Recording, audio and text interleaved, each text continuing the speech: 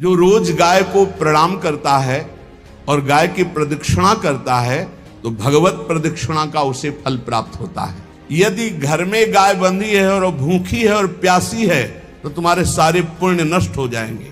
गौ का बहुत बड़ा महत्व वर्णन किया गया धर्म शास्त्रों में, यहां तक कि जब कोई ऋषि नाराज होता था तो आगे गाय करके जाया जाता था तो क्षमा हो जाती थी। गाय को देखते ही वो क्षमा कर देते थे।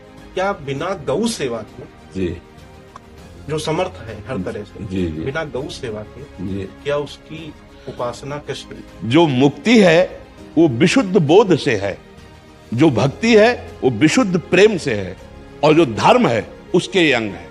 हाँ, ये धर्म के अंग है। ये बात है। सतरति सा लोकान तारयति मम भक्ति युक्तो भुवनम पुनात तीर्थी कुर्वन्ति तीर्थानि। गंगा जी भी इंतजार करते हैं ऐसे महापुरुष का जिसका निरंतर भगवदाकार चिंतन चलता रहता है।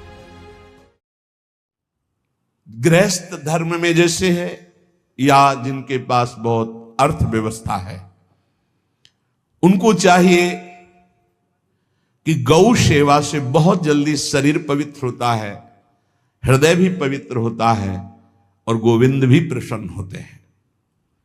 यदि गावः प्रदक्षिणेर कार्या वंदनीया ही नित्यशः मंगलायतनम दिव्याः श्रेष्ठास्त्वेता स्वयं भुवा।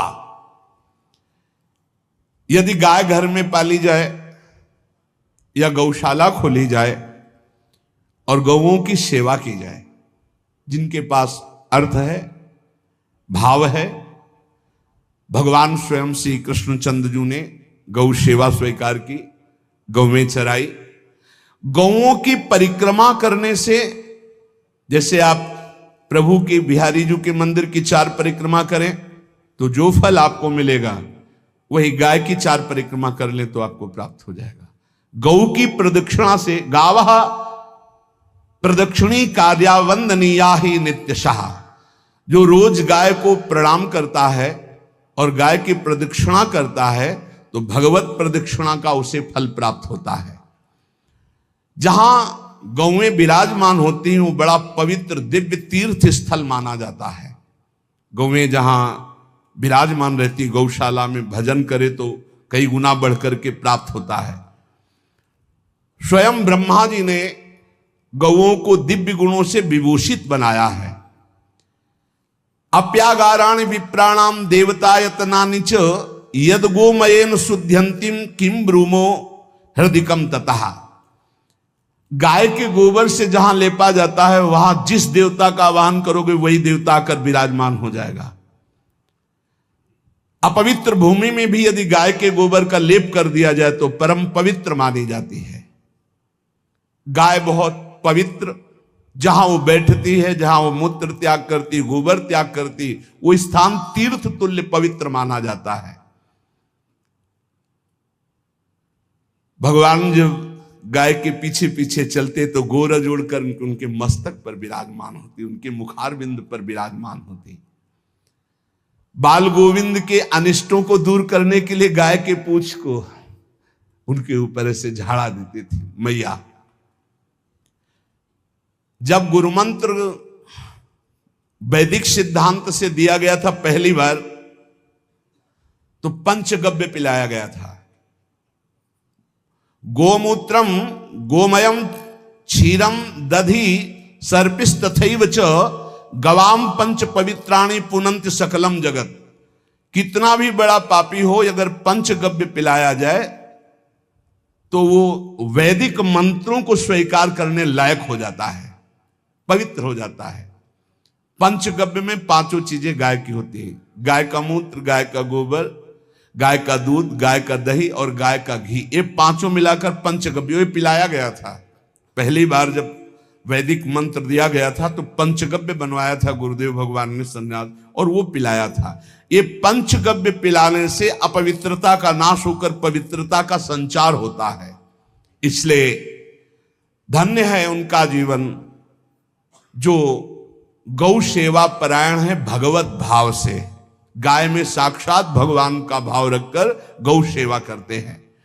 त्रिषिता गौर गृहे बद्धा गेहे कन्या रजस्वला देवशास्त्र सन्निर्माल्य हंति पुण्यम पुराकृतम।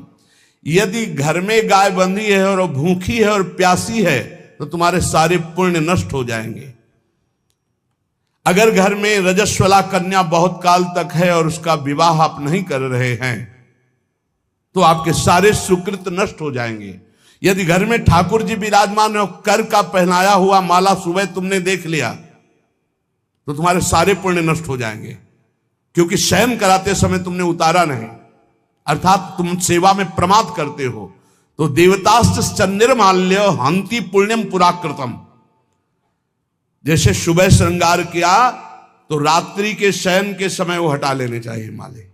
जब हम शयन कराते हैं तो भले पुष्प शैया पे शयन कराएं पर माला नहीं धारण कराएं। श्रृंगार का माला अगर दूसरे दिन दर्शन किए क्यों पहने ठाकुर जी तो तुम्हारे सुकृत नष्ट हो जाएंगे। गाय बंदी हो घर में, वो प्यासी है और भूखी है, तुम्हारे सुकृत नष्ट हो जाएंगे। त्रिषिता गौर गृहे बद्धा, क्योंकि तुम्हारे पास है, सेवा करना चाहिए। यो वै गाम प्रतिसिद्धेन तो चरंतिम च स्वतरणम नरहा तस्य पूर्वे च पितरः कंपन्ते पतनोन्मुखा। यदि गाय हरी हरी घास चर रही कहीं और तुमने डंडा ऊपर प्रहार किया, लाठी मारी तो तुम्हारे पितर खोपड़ी के बल नरक जाने के लिए तैयार हो गए। ये लिखा है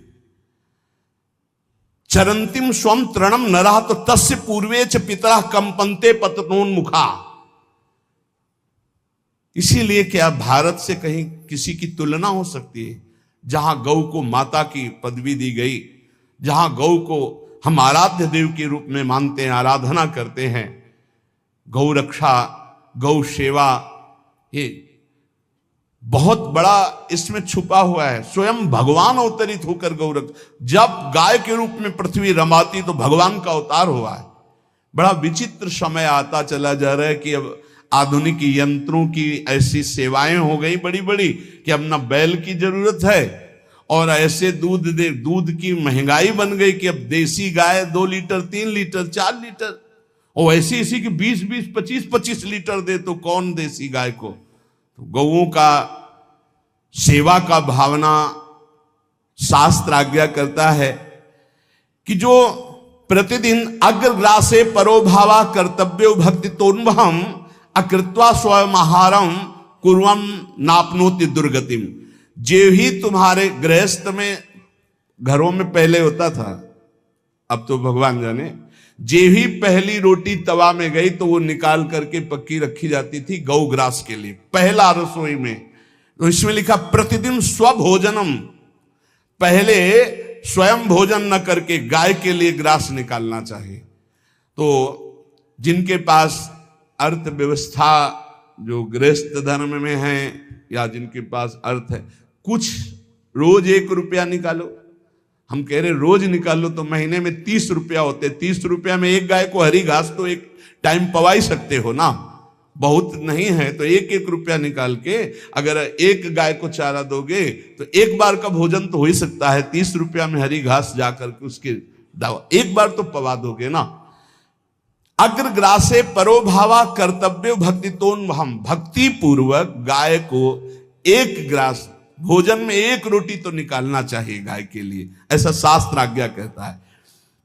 जो ऐसा करता है तो अकृत्वा स्वयमाहारम कुर्वन् नाप्नोति दुर्गतिम, अपने आहार से 1 रोटी निकालकर गाय को देता है और स्वयं 3 रोटी भले पाले 1 रोटी गाय को दे दी तो बोले उसकी दुर्गति नहीं होगी, अर्थात उसके अंदर भाव बढ़ता चला जाएगा वो भगवान की भक्ति में।